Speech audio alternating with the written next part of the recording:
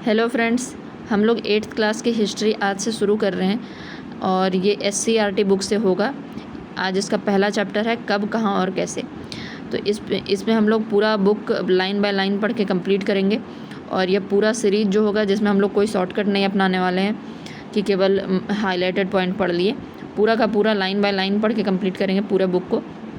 तो देखते हैं, पहला चैप्टर है कब, कहाँ और कैसे।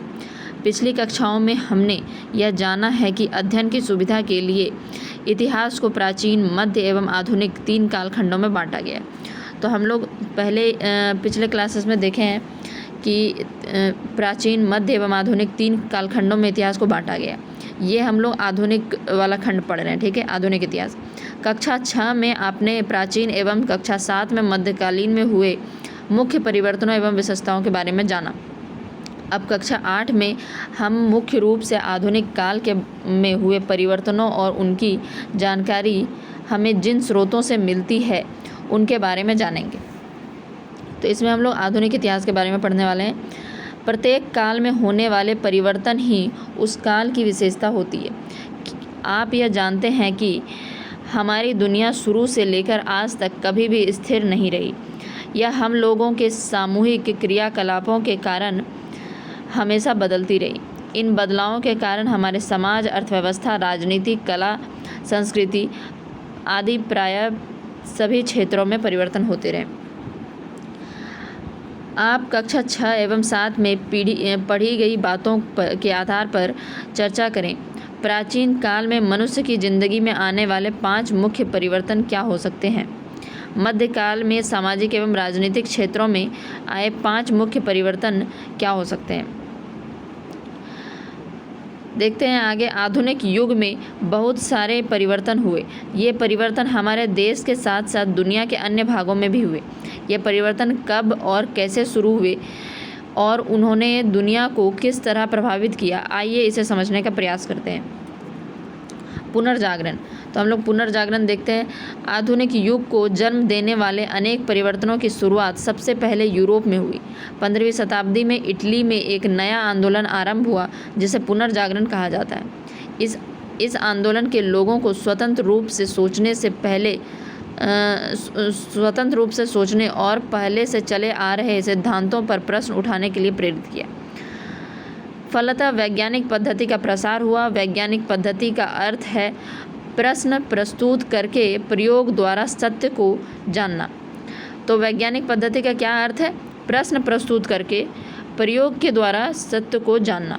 प्रश्न चिन्ह लगाने की इस आज़ादी ने लोगों को अपने ही शासकों के प्रति आवाज़ बुलंद करने के लिए भी प्रेरित किया। धार्मिक क्षेत्र में भी लोग अंधविश्वास पर आधारित आपत्तिजनक प्रयासों के खिलाफ आवाज़ उठाने लगे। व्यापार संबंधों और अन्य संपर्कों के जरिए इस दृष्टिकोण का धीरे धीरे दुनिया के अन्य भागों में भी विस्तार हुआ। तो देखिए, पुनर्जागरण काल किसको कहते हैं? जिसमें लोगों को मतलब कि ऐसा नहीं था कि लोग अंधभक्त थे, जो किसी ने कह दिया, धर्म ने जो कह दिया, शासक ने जो कह दिया, सब मान नहीं लेते थे। पुनर्जागरण काल उसको कहते हैं जिसमें लोगों को सोचने की स्वतंत्रता थी या पहले से चले आ रहे सिद्धांतों पर प्रश्न उठाने की स्वतंत्रता थी। मतलब कि वह सवाल कर सकते थे कि क्यों यह काम करना है, यह सवाल वह कर सकते थे। इसकी स्वतंत्रता मिली, इसके लिए वह प्रेरित हुए। खोज यात्राएं। सीमित मान्यताओं की सच्चाई जानने के साथ साथ इस वक्त नई चीज़ खोजने में काफ़ी प्रयास किए गए। इस समय अपने इलाके से बाहर की दुनिया के बारे में जानने का भी प्रचलन हुआ। देखिए, तो इसमें क्या हुआ, इस खोज यात्रा यानी कि हम लोग जानते हैं कि आधुनिक काल कब से शुरू हुआ? जब अंग्रेज़ जो है वो हमारे देश पे आए, ठीक है। हमारे देश में जब वह भारतीय उपमहाद्वीप को खोज लिए थे, तो इसी तरह उस टाइम केवल भारतीय उपमहाद्वीप को ही नहीं बल्कि और भी जगहों को ढूंढा जा रहा था। अमेरिकी महाद्वीप भी उसी समय खोजा गया। अफ्रीका को तो खैर वो लोग पहले से भी जानते थे, लेकिन ऑस्ट्रेलिया, न्यूजीलैंड, इस तरह की जगहों को वह खोज रहे थे।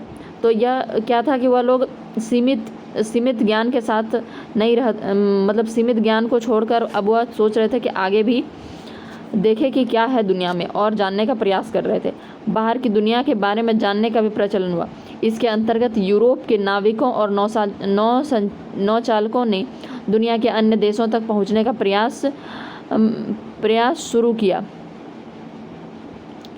एशिया और अमेरिका के देशों तक पहुंचने के लिए समुद्री मार्गों की खोज भी इन्हीं प्रयासों का परिणाम है।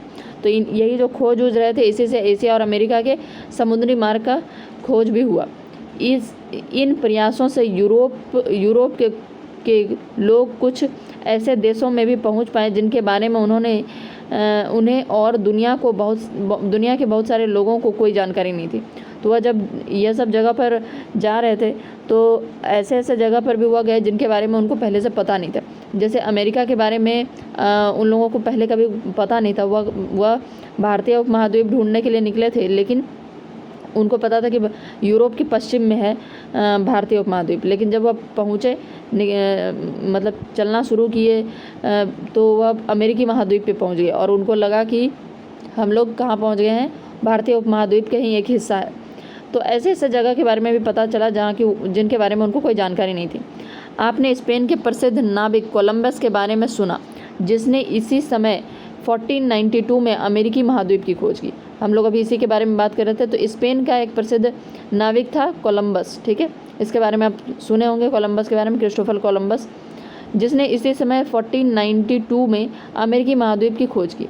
पुर्तगाल के नाविक वास्को ड गामा के बारे में सुना होगा, जिसने 1498 में यूरोप से भारत तक के समुद्री मार्ग की खोज की। तो वास्को ड गामा के बारे में भी आप सुने होंगे, जो कि 1498 में यूरोप से भारत तक के समुद्री मार्ग की खोज की।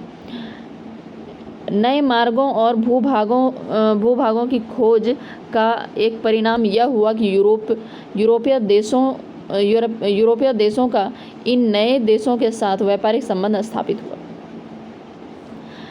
ठीक है, नए देशों के साथ क्या हुआ, यूरोपीय देशों का संबंध स्थापित हुआ। जैसे भारत के और भी, मतलब जितना भी एरिया था उस भारतीय उपमहाद्वीप में जितना एरिया था, उसके बाद अमेरिका के लोगों के साथ, इन लोगों के साथ नया संबंध जुड़ा।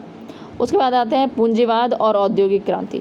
यह भी आधुनिक काल का ही घटना है कि पूंजीवाद और औद्योगिक क्रांति, इन व्यापारिक संबंधों से यूरोप के व्यापारियों ने बहुत लाभ कमाया।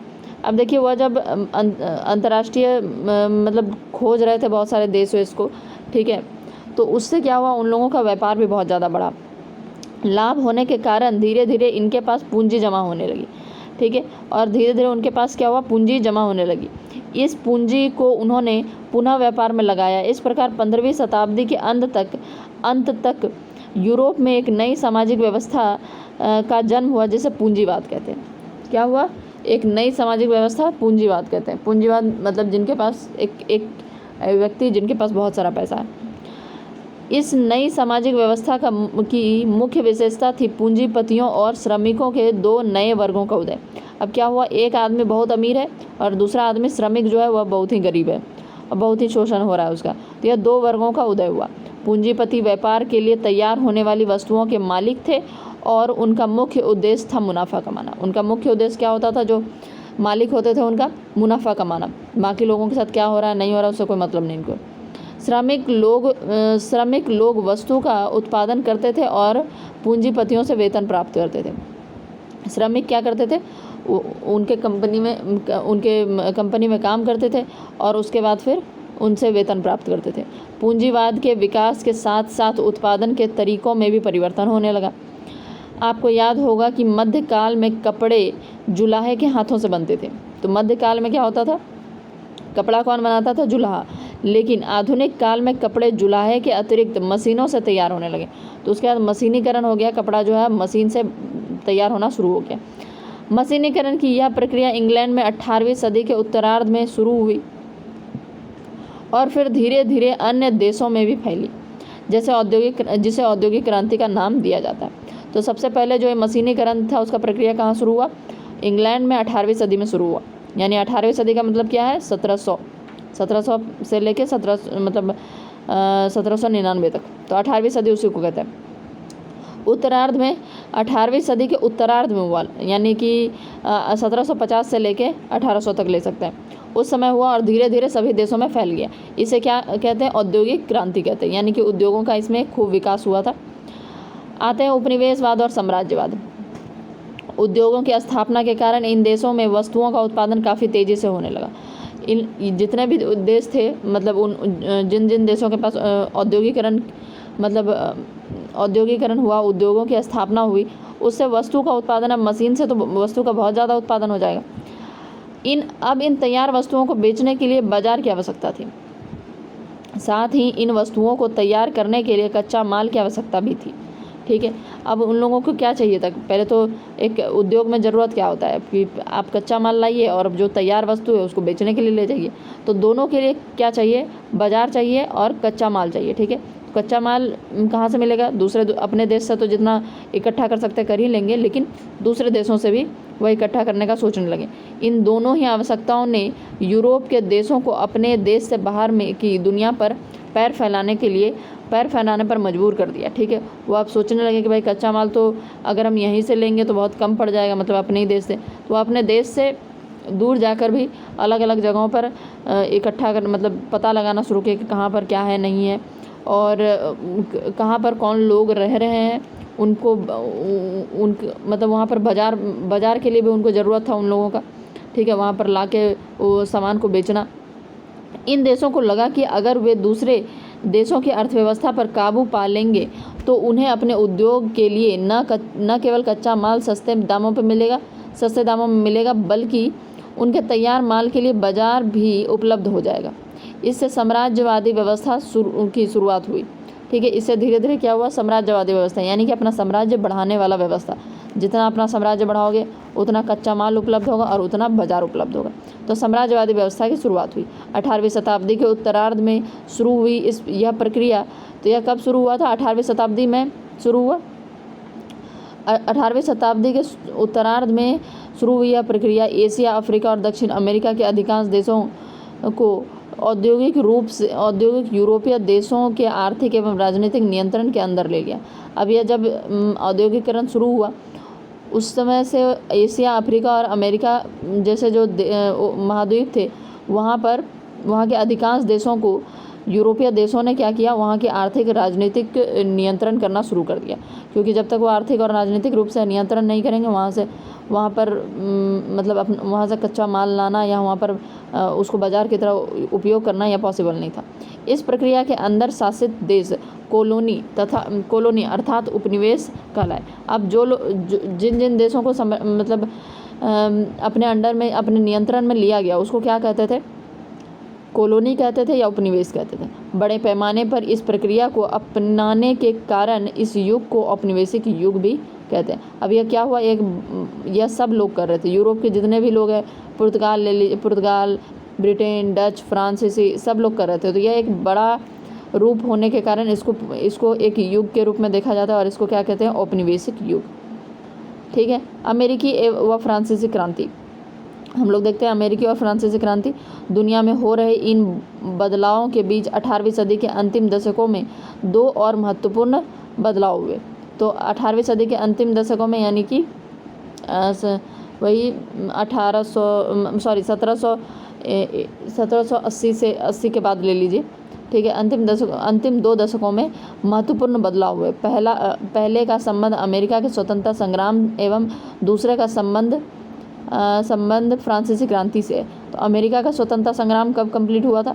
1783 में। ठीक है, और फ्रांसीसी क्रांति का संबंध 1789 से है। तो यह दोनों उसी समय हुआ। तो अमेरिका की खोज के बाद वहाँ पर यूरोपीय देशों ने अपना कब्जा जमा लिया था। जब अमेरिका को खोजा गया तो वहाँ पर कौन लोग रह रहे थे? वहाँ यूरोपीय देश लोग रह रहे थे, मतलब इंग्लैंड और फ्रांस रह रहे थे। ठीक है, धीरे धीरे यहाँ बस गए लोगों ने ही यूरोपीय देशों के शासन के खिलाफ संघर्ष करना शुरू कर दिया। तो धीरे धीरे क्या हुआ कि वहाँ जो लोग रह रहे थे, यूरोप के ही लोग रह रहे थे, लेकिन उन लोगों को पसंद नहीं था कि यूरोपीय लोग हम लोगों पे शासन करें। ठीक है, तो वह उनके यूरोप के शासन के खिलाफ संघर्ष करना शुरू कर दिए। इसी तरह फ्रांस के लोग भी राज परिवार तथा सामंत वर्ग के खिलाफ संघर्ष शुरू किए। फ्रांस में क्या हुआ कि मतलब राज परिवार जो, यानी कि राजा का जो परिवार होता था, ठीक है, और फिर सामंती व्यवस्था जो वहाँ पर चलता था। सामंती व्यवस्था का मतलब होता है एक जमींदार होगा, बहुत बड़ा जमींदार होगा, और उसके नीचे बहुत सारे किसान काम कर रहे होंगे। और सामंत को बहुत सारा विशेषाधिकार प्राप्त होगा। तो इस तरीके से वह लोग क्या हुआ, इन लोगों के खिलाफ काम करना शुरू कर दिया, मतलब संघर्ष कर, इन लोगों के जो शोषणकारी मतलब शोषण से परेशान होकर संघर्ष करना शुरू कर दिए थे।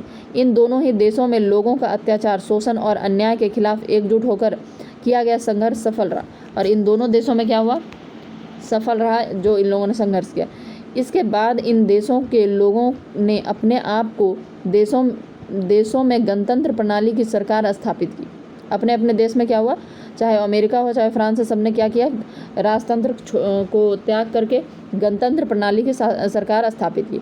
स्वतंत्रता और समानता उनके मार्गदर्शक सिद्धांत बन गए। फ्रांस और अमेरिका के इन आंदोलनों का कई देशों के लोगों पर बड़ा प्रभाव पड़ा।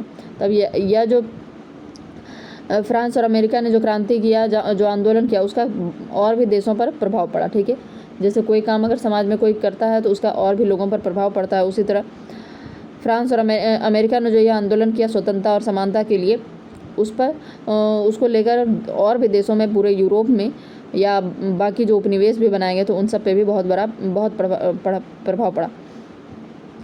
इसका एक प्रभाव यह भी था कि धीरे धीरे एक निश्चित क्षेत्र में रहने वाले लोग जो लंबे समय तक एक दूसरे के साथ थे और जो एक जैसी भाषा बोलते थे, अपने को एक जैसा मानने या एक राष्ट्र के रूप में पहचाने जाने की परंपरा शुरू हुई। तो क्या हुआ कि सब लोग, मतलब एक तरह से कहें तो राष्ट्रवाद की भावना उत्पन्न होने लगी।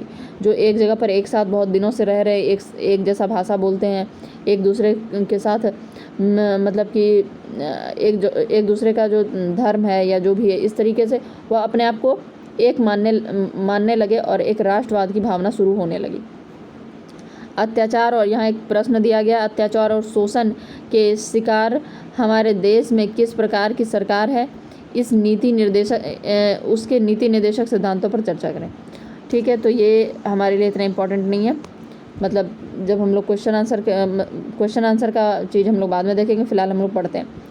आधुनिक काल एवं हमारे देश।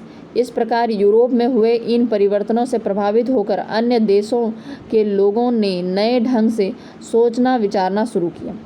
आधुनिक काल एवं हमारा देश, तो इस प्रकार यूरोप में हुए परिवर्तन से प्रभावित होकर देशों के लोगों ने नए ढंग से सोचना विचारना शुरू किया।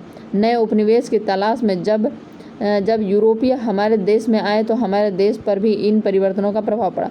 आपको याद होगा कि 18वीं सदी के शुरू में ही हमारा देश किस प्रकार टुकड़ों में बटा हुआ था। इस समय यूरोप के व्यापारी भारत के विभिन्न भागों में व्यापार में जुटे थे। इस समय यूरोप के व्यापारी भारत के विभिन्न भागों में व्यापार में जुटे थे। उनमें से जो व्यापारी इंग्लैंड से आए वो व्यापार करते करते धीरे धीरे हमारे देश के शासक बन बैठे। तो आप जानते हैं अंग्रेज हम लोगों पर शासन करना शुरू कर दिए थे। इन्होंने हमारे देश की स्थानीय नवाबों एवं राजाओं को हराकर अपनी शासन स्थापित किया। ठीक है, तो हम लोग देख रहे थे कि बहुत सारे नवाबों और को हराया जा रहा था। सबसे पहले बंगाल में, फिर धीरे धीरे और भी जगहों पर हैदराबाद तो नहीं, अवध, मैसूर, मराठा, इन सबको हरा के और अपना शासन स्थापित करने की कोशिश कर रहे थे। आगे के 200 सालों तक हमारे देश पर इसका शासन रहा। हमारे देश में अंग्रेजी शासन आने से अंग्रेजी शिक्षा एवं नवीन विचारों का प्रवेश हुआ। ठीक है, हमारे देश में क्या हुआ, अंग्रेजों के आने के बाद ही अंग्रेजी शिक्षा और नवीन विचार प्रवेश की हुआ। फलतः भारतीय लोगों में जागृति आई। आगे अब वह अंग्रेजी शिक्षा ले रहे थे तो पहले क्या होता था, गुरुकुल का शिक्षा मिलता था, क्या होता था पता नहीं। ठीक है, लेकिन अंग्रेजी शिक्षा आने के कारण उन लोगों में जागृति आई।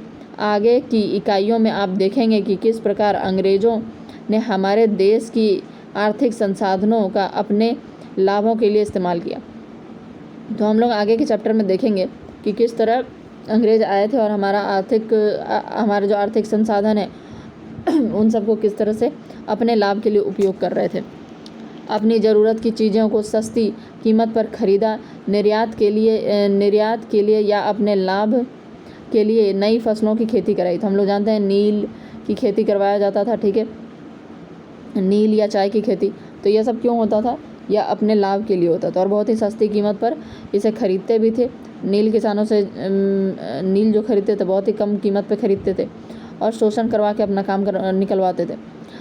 आगे आप यह भी जानेंगे कि लंबे समय तक अंग्रेजी शासन के फलस्वरूप हमारे देश के मूल्य मान्यताओं, पसंद नापसंद, रीति रिवाज और तौर तरीकों में महत्वपूर्ण बदलाव आया।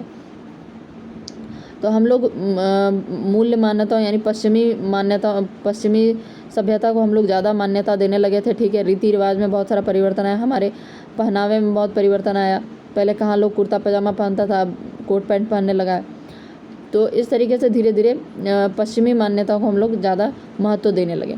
जब एक देश पर किसी दूसरे देश के दबदबे से इस तरह के राजनीतिक, आर्थिक, सामाजिक और सांस्कृतिक बदलाव आते हैं तो इस प्रक्रिया को क्या कहते हैं? औपनिवेशीकरण कहते हैं। और इस अवस्था को उपनिवेशवाद कहा जाता है। यह व्यवस्था यानी कि यह जो विचार है इसको क्या कहते हैं? उपनिवेशवाद कहते हैं। इस काल विभाजन से अलग हटकर कुछ इतिहासकार आर्थिक तथा सामाजिक कारकों के आधार पर भी अतीत के विभिन्न कालखंडों की विशेषताएं तय करते हैं। इस तरह कई अंग्रेज इतिहासकार ने भारतीय इतिहास के कालखंडों को अपने नज़रिए से बांटने की कोशिश की। 1817 ईस्वी में स्कॉटलैंड के अर्थशास्त्री, इतिहासकार और राजनीतिज्ञ दार्शनिक जेम्स मिल ने 3 खंडों में history of British India, British Bharat का इतिहास नाम की एक किताब लिखी। तो इसने 3 खंडों में, जेम्स मिल जो थे, तो यह सवाल याद रखेगा, 1817 में स्कॉटलैंड के अर्थशास्त्री, इतिहासकार और राजनीतिक दार्शनिक जेम्स मिल ने 3 खंडों में history of British India, British Bharat का इतिहास नामक एक किताब लिखी। ठीक है, हिस्ट्री ऑफ ब्रिटिश इंडिया नाम से एक किताब लिखी थी जिसमें 3 खंडों में ब्रिटिश भारत का इतिहास को बांटा गया था। ठीक है, इस किताब में उन्होंने भारत के इतिहास को हिंदू, मुस्लिम और ब्रिटिश इन 3 कालखंडों में बांटा। तो उसने, जेम्स मिल जो थे, उन्होंने हमारे भारत का जो इतिहास है उसको 3 कालखंडों में बांटा। पहला था हिंदू, फिर मुस्लिम और फिर ब्रिटिश। यानी कि प्राचीन इतिहास को समझिए कि वह हिंदू का समझ लिया, और मुस्लिम मध्यकाल वाला, क्योंकि उसमें मुग़ल थे और दिल्ली सल्तनत था तो उसमें ज़्यादातर मुस्लिम शासक थे। मतलब ज़्यादातर तो नहीं बोलेंगे, मतलब प्रभाव में वही लोग दोनों थे, और भी लोग थे लेकिन उनको वह मद्देनज़र नहीं रखा। और तीसरा में ब्रिटिश इन 3 कालखंडों में बांटा। यह विभाजन इस विचार पर आधारित था कि शासकों का धर्म ही एकमात्र महत्वपूर्ण ऐतिहासिक परिवर्तन होता है। कालखंडों के इस निर्धारण को उस वक्त लोगों ने मान भी लिया। तो यह जो तरीका है विभाजन का, इससे क्या पता चलता है कि केवल मतलब जो शासक है उसी को इतना महत्व दिया गया है कि जो शासन कर रहा है बस उसी के बारे में बात होगा, और भी जो दुनिया में परिवर्तन हो रहा है उसके बारे में कोई बातचीत नहीं, कि पहले हिंदू शासक थे, फिर मुस्लिम थे, फिर ब्रिटिश थे, तो इस तरीके से। लेकिन खैर हम लोगों को अभी आगे हम लोग देखेंगे जो भी हो, पर याद रखेगा कि 1817 में जेम्स मिल ने ये 3 खंडों में बांटा था, हिंदू, मुस्लिम और British. History of British India एक किताब लिखी थी उसमें। ठीक है, तो यह फैक्ट्स के रूप में आपको याद रखना है। क्या आप भारतीय इतिहास को समझने के इस तरीके से सहमत हैं? कक्षा में चर्चा करें। अब यह जो जेम्स मिल ने किया था कि हिंदू, मुस्लिम और ब्रिटिश में बांट दिया था, क्या आप इस तरीके से सहमत हैं? और इस बारे में आपको चर्चा करने के लिए कहा जा रहा है। आगे देखते हैं। जेम्स मिल को लगता था कि एशियाई देश प्रगति और सभ्यता के मामले में यूरोप से काफ़ी पीछे है। उसको क्या लगता था जेम्स मिल को कि एशिया देश की प्रगति जो है वह प्रगति और सभ्यता के मामले में वो यूरोप से बहुत ही ज़्यादा पीछे है। मतलब यूरोप से पिछड़ा हुआ समझा जाता था एशिया के सारे के सारे देशों को। उनका मानना था कि भारत में अंग्रेज़ों के आने से पहले यहाँ हिंदू और मुसलमान तानाशाहों का शासन था। भारत के लोग इतने पिछड़े और असभ्य थे कि अंग्रेजी शासन से ही उनका कल्याण हो सकता था। उनका यही मानना था। अंग्रेज भारतीयों से श्रेष्ठ और बेहतर थे। वो थोड़ा पहनावा बढ़िया से करते थे, इसलिए थोड़ा तौर तरीके से रहते थे, इसलिए उसने ये कह दिया कि अंग्रेज जो है वह भारतीयों से श्रेष्ठ हैं और बेहतर हैं। एक तो वे एक और तो वे भारतीय इतिहास को हिंदू मुस्लिम काल में बांटते हैं, जबकि अपने लिए ब्रिटिश शब्द का प्रयोग करते हैं, ईसाई शब्द का प्रयोग नहीं करते हैं। मतलब कि देखिए कि अगर आप हिंदू और मुस्लिम बांट रहे हैं, तो अब तीसरा ब्रिटिश, तो वहाँ ब्रिटेन में तो सब लोग ईसाई लोग रहते हैं, तो अपना भी आपको बोलना चाहिए कि ईसाई का मतलब कि ज़्यादातर शासन रहा, ईसाई शासन रहा। पहले हिंदू शासन, मुस्लिम शासन, फिर ईसाई शासन। ये क्या मतलब है कि ब्रिटिश बोल दीजिएगा, ठीक है, मतलब देश का नाम तो नहीं ले सकते हैं। ब्रिटिश शब्द से संभवतः अपनी एकता और राष्ट्रीयता का बोध कराना चाहते हैं। तो वह क्यों यह कहना चाहता है? अगर ईसाई बोलेगा तब तो ईसाई जहाँ जहाँ है वहाँ वहाँ का बात आ जाएगा, ठीक है। ईसाई केवल ब्रिटेन में तो है नहीं, पूरे यूरोप में है और भी बहुत जगह होंगे, तो उसके बारे में वह नहीं बोलना चाहता। वह ब्रिटिश बोल के अपनी मतलब अपनी एकता और राष्ट्रीयता को दिखाना चाहते हैं। ज़रा सोचिए, क्या इतिहास के किसी कालखंड की अवधि को हिंदू, मुस्लिम या ईसाई दौर कहा जा सकता है? क्या किसी भी अवधि में कई तरह के धर्म एक साथ नहीं चलते? हाँ बिल्कुल। अब देखिए, ऐसा तो नहीं है कि केवल हिंदू के टाइम में हिंदू ही शासक था, कोई मुस्लिम नहीं था। मुस्लिम के टाइम में केवल मुस्लिम ही था और कोई शासक था ही नहीं, और भी शासक थे। हम लोग जानते हैं जब मुस्लिम शासन चल रहा था उस समय मराठा भी थे, तो हम लोग जानते हैं, ठीक है। तो और उसके बाद जब ब्रिटिश लोग भी आए तो उसके अलावा भी बहुत सारे शासक चल रहे थे। तो इस तरीके से मतलब धर्म के साथ बांटना यह ठीक नहीं है। क्या किसी अवधि में अन्य धर्मों के लोगों के जीवन और तौर तरीकों का कोई महत्व नहीं होता?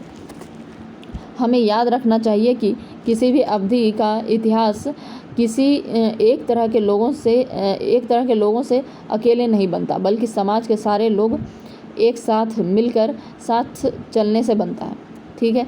इतिहास को जानिए। यहाँ पर एक सवाल फिर से पूछा गया कि इतिहास को हम अलग अलग कालखंडों में बांटने की कोशिश क्यों करते हैं, चर्चा कीजिए। आगे देखते हैं, इतिहास को जानिए।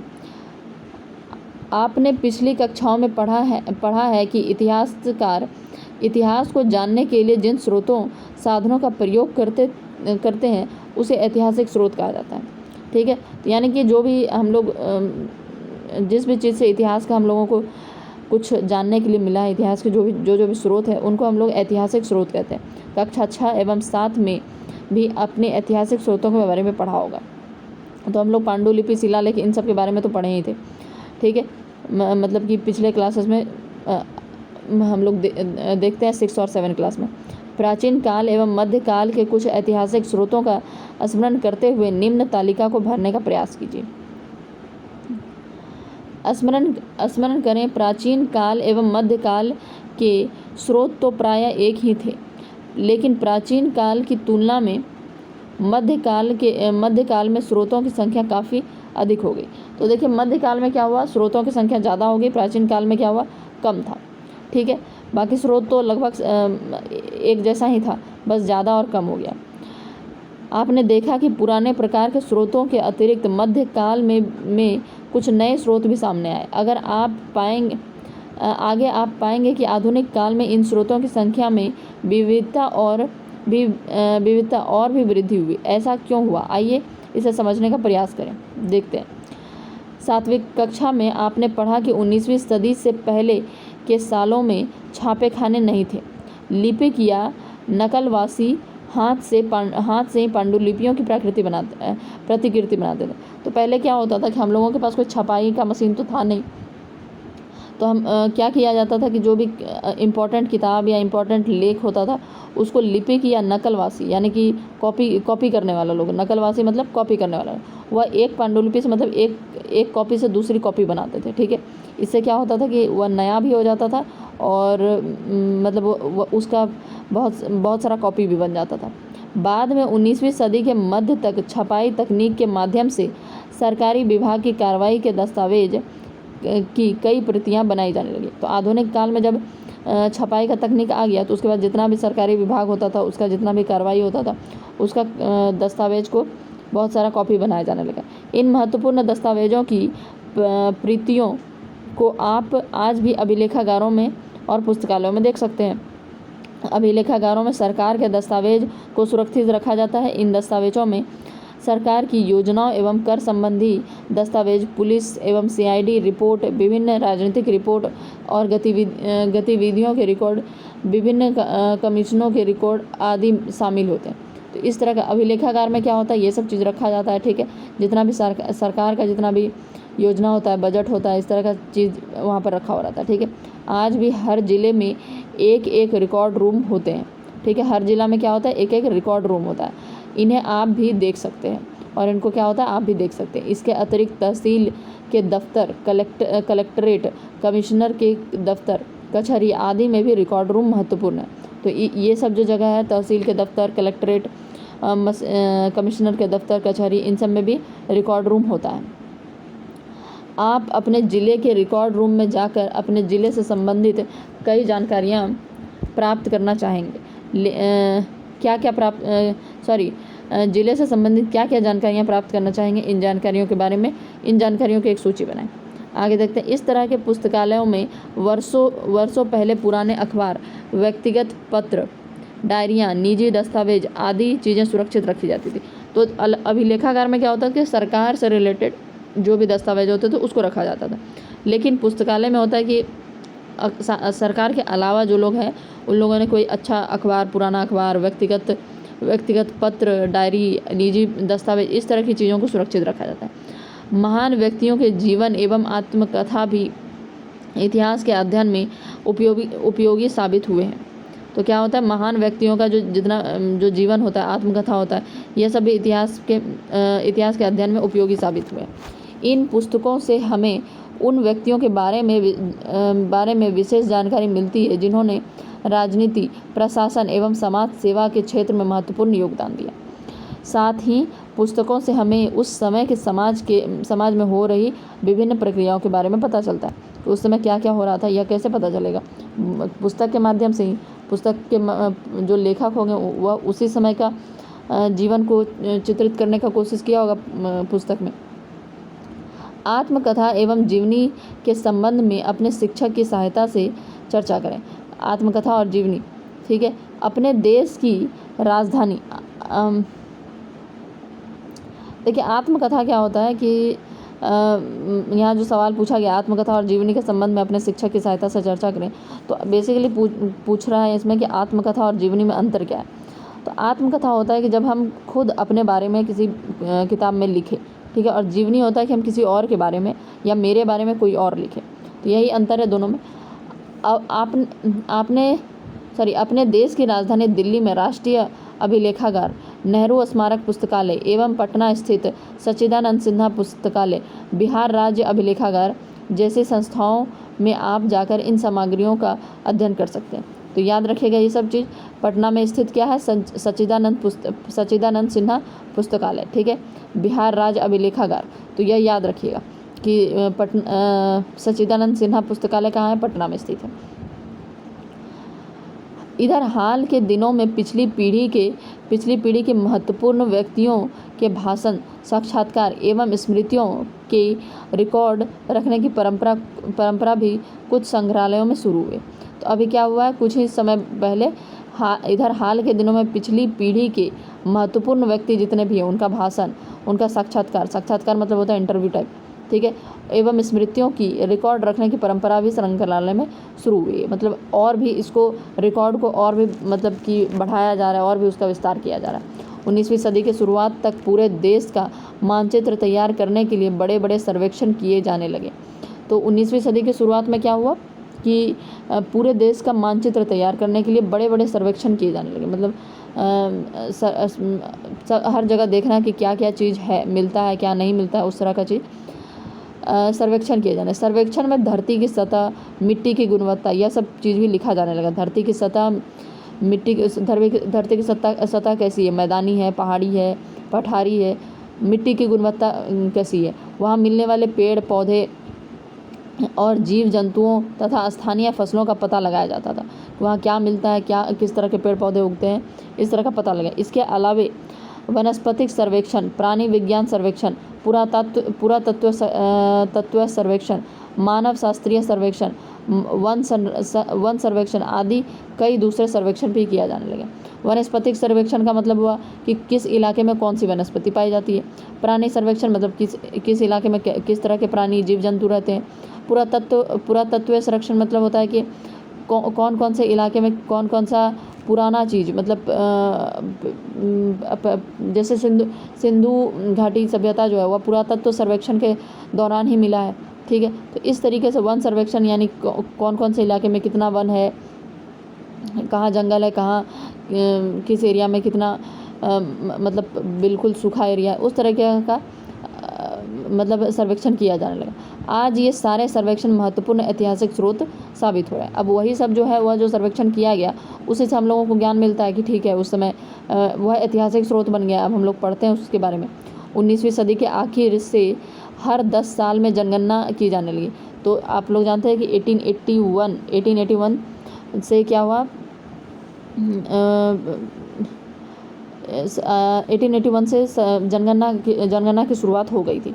ठीक है, नियमित रूप से हर 10 साल में। जनगणना के द्वारा भारत के सभी प्रांतों में रहने वाले लोगों की संख्या, उनका धर्म, जाति, व्यवसाय, शैक्षणिक स्तर आदि के बारे में जानकारियाँ इकट्ठी की जाती है। तो जनगणना के द्वारा क्या करते हैं, भारत में रहने वाले सभी प्रांतों में रहने वाले सभी लोगों की जनसंख्या मतलब संख्या कितनी है, उनका धर्म क्या है, जाति क्या है, व्यवसाय क्या है, शैक्षणिक स्तर क्या है, उसके बारे में हम लोग जानकारी प्राप्त करते हैं। इन जानकारियों के आधार पर उनके बेहतरी के लिए भावी योजनाएं तैयार की जाती है। अगर हम लोग देखते हैं कि किसी धर्म या जाति में शिक्षा का स्तर बहुत गिरा हुआ है तो उसकी बेहतरी के लिए या जो भी मतलब डेटा होता है उसके अनुसार हम लोग योजनाएं तैयार करते हैं। आगे देखते हैं, इन सारे ऐतिहासिक स्रोतों के अलावा एक आम अनपढ़ आदमी, आदिवासी, किसान, खदानों में काम करने वाले मजदूर, फुटपाथ पर ज़िंदगी गुजारने वाले गरीब क्या सोचते थे, उनके अनुभव क्या थे, इसे जानने के लिए हम लोगों को अभी और कोशिश करनी पड़ेगी। ठीक है, मतलब उन लोगों के बारे में तो कोई लिखता नहीं था ना। अब कोई बड़ा महान आदमी है तो उसके बारे में लिखा हुआ है, लेकिन एक मजदूर, खदानों में काम करने वाले मजदूर, फुटपाथ में ज़िंदगी गुजारने वाले गरीब लोग, उनके बारे में कौन लिख रहा है, या वो लोग भी अपने बारे में कुछ नहीं लिख रहे हैं। तो उनके अनुभव क्या थे उसको जानने के लिए हम लोगों को अभी और कोशिश करनी पड़ेगी। इसके लिए हमें उस समय के कवियों और उपन्यासकारों की रचना, स्थानीय बाज़ारों में बिकने वाली लोकप्रिय पुस्तक, यात्रियों के संस्मरण आदि चीज़ों को टटोलना होगा। अब वो लोग तो अपने से नहीं लिखते थे, लेकिन उस समय के जो कवि होंगे, ठीक है, उपन्यासकार होंगे, वो उसी जीवन को चित्रित करने का अपने उपन्यासों में, अपने कविताओं में कोशिश करते होंगे। तो उस तरीके से हम समझ सकते हैं। स्थानीय बाज़ारों में बिकने वाली लोकप्रिय पुस्तक यानी जो मैगजीन आता है छोटा छोटा, उस तरह का चीज़, यात्रा के संस्मरण आदि चीज़ों को टटोलना होगा। जब हम लोग उन सब चीज़ों को पढ़ेंगे तो पता चलेगा कि इस तरह के लोग क्या अनुभव करते थे। अपने महान उपन्यासकार मुंशी प्रेमचंद के बारे में अवश्य सुना होगा। इनकी कई रचनाएं जैसे गबन, गोदान एवं कफन में एक सामान्य आदमी की परिस्थिति का जिक्र किया गया है। तो अब हम लोग जब मुंशी प्रेमचंद जी के बारे में का जो मतलब उनका उपन्यास जब पढ़ते हैं तो इस तरह उसमें जो कहानी सब दिखाया गया है उस समय से पता चलता है कि हाँ उस समय के आदमियों, सामान्य इंसान की क्या परिस्थिति थी। ठीक है, जैसे उनका जो मतलब गोदान है शायद एक उनका उपन्यास, उसमें शायद बैल या गाय, इस हमको उतना याद तो नहीं आ रहा है, लेकिन गाय को लेकर उनका गाय का शायद डेथ हो गया था किसी ने, मतलब गाय बहुत ज़्यादा इम्पोर्टेंट थी उस समय। उसकी मतलब उसकी जो पत्नी थी वह कह रही थी कि हमको गाय ला के दीजिए या इस तरह का जो भी। तो कहने का मतलब है कि इससे धीरे धीरे पता चलता है कि लोग सामान्य जीवन कैसा था। इनकी रचनाओं में तत्कालीन समाज की तस्वीर को देखने के लिए मिलता है। तो उस समय के तत्कालीन समाज को देखने का मतलब राजा उजा का कहानी तो सबको बता रहा है, लेकिन मुंशी प्रेमचंद का जो उपन्यास है उनसे पता चलता है कि वहाँ का सामान्य जो जनता थी वह या उस समय का समाज किस तरीके का था। कुछ लोग कहानियाँ, उपन्यास एवं ऐतिहासिक घटनाओं पर आधारित फिल्म भी बनाते हैं। इन फिल्मों के माध्यम से हम मनोरंजन के रूप में अतीत के बारे में जानकारी हासिल कर सकते हैं। तो ये सब लोग ऐतिहासिक घटनाओं पर आधारित फिल्म भी बनाते हैं। ठीक है, जैसे मतलब इस तरह का सीरियल या फिल्म इस तरीके का बना के और इसको मनोरंजन के माध्यम से अतीत के बारे में लोगों को जानकारी देने का कोशिश करते हैं। अगर आपने कुछ कहानियाँ एवं ऐतिहासिक घटनाओं पर आधारित फिल्म देखी है तो वर्ग कक्षा में साथियों के बीच चर्चा करें। करीब 200 साल पहले कैमरे का आविष्कार हुआ। 200 साल पहले क्या हुआ? कैमरे का आविष्कार हुआ। भारत में इसका इस्तेमाल 1850 ईस्वी के दौरान शुरू हुआ। मुगल साम्राज्य के अंतिम बादशाह बहादुर शाह द्वितीय का फ़ोटो उपलब्ध है। तो क्या है कि उस समय पहले तो क्या होता था, पेंटिंग करवाया जाता था, मतलब पेंटर होते थे, वह पेंटिंग करते थे। लेकिन 1850 के दौरान क्या हुआ कि कैमरे का आविष्कार हो गया था और इस्तेमाल शुरू हो गया था भारत में भी 1850 के दौरान। तो मुगल साम्राज्य के अंतिम बादशाह बहादुर शाह जफर जो थे, उनका फ़ोटो उपलब्ध है। ठीक है, वह पहला और आखिरी मुगल बादशाह था जिसकी फ़ोटो कैमरे से खींची गई थी। बाकी सब ऐतिहासिक स्रोत के रूप में व्यक्तियों, स्थानों और वस्तुओं के फ़ोटो बहुत उपयोगी साबित होते हैं। तो अगर आपको पिछले जीवन के बारे में जानना है तो आपको फ़ोटो देख के ही पता चलेगा। अगर आपको अपना ही पुरानी पीढ़ी के बारे में जानना है तो आपके दादा परदादा कौन थे, तो वो फ़ोटो के माध्यम से आप जान सकते हैं। तो अंतिम बादशाह कौन था? मुगल बादशाह कौन था? बहादुर शाह जफर, जिनका फ़ोटो उपलब्ध है। आपने अभी तक ऐतिहासिक स्रोतों के बारे में जाना। आइए कुछ ऐतिहासिक स्रोतों को विभिन्न समाचार पत्रों, CID रिपोर्ट एवं पत्र के माध्यम से देखने का प्रयास करते हैं। तो इस बुक में देखिए बहुत सारा ऐतिहासिक स्रोत दिया गया है। इसको पढ़ने का ज़रूरत नहीं है, बस आप देख लीजिए थोड़ा। ठीक है, बिहार सत्याग्रह क्या लिखा है पता नहीं। तो ये सब है इसमें स्रोत। मैप भी बनाया गया है, ये भी ऐतिहासिक स्रोत ही है। तो ये चैप्टर कंप्लीट हो गया आज। ठीक है, इसमें कुछ खास याद रखने जैसा चीज़ नहीं था, बस वो जेम्स मिल वाला बात याद रखिएगा। पूछा जा सकता है कि 1817 में स्कॉटलैंड के अर्थशास्त्री थे। दो नाम भी याद रखिएगा, 1817 स्कॉटलैंड, जेम्स मिल। ठीक है, और उन्होंने तीन कालखंडों में, उनका बुक का नाम क्या था? History of British India. हिंदू, मुस्लिम और ब्रिटिश, इन 3 कालखंडों में मतलब बांटा गया था। ठीक है, तो 1817 स्कॉटलैंड के अर्थशास्त्री, इतिहासकार, राजनीतिक थे James mill. History of British India, इसके बारे में उन्होंने लिखा था। और इसमें कुछ खास बात हमको ऐसा नहीं लगा जो याद रखने जैसा हो। बाकी उपनिवेशवाद क्या होता है, कॉलोनी, ये सब तो आप लोग समझ गए होंगे। तो थैंक यू, आज के लिए इतना रहने देते हैं। अब हम लोग नेक्स्ट चैप्टर में मिलेंगे, अध्याय 2 में। ठीक है।